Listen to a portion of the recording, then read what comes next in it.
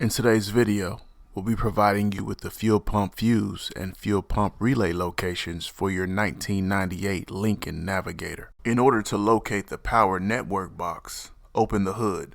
The fuse box is located on the driver's side. Remove the access panel to reveal the fuses and relays. The fuel pump fuse is a 20 amp fuse.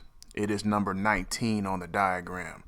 The actual physical location of the fuse is shown in the picture. The fuel pump relay is located in slot number 4 and is shown in the picture. If you're concerned that either your fuse or relay is bad and might be an issue, please see the links to our other videos and playlists down in the description below for further assistance.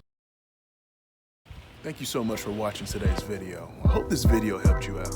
If it did, hit that subscribe button and click that bell so anytime we drop a new video, you'll be the first to know. Hit that like button and leave me some comments. I'd love to hear from you.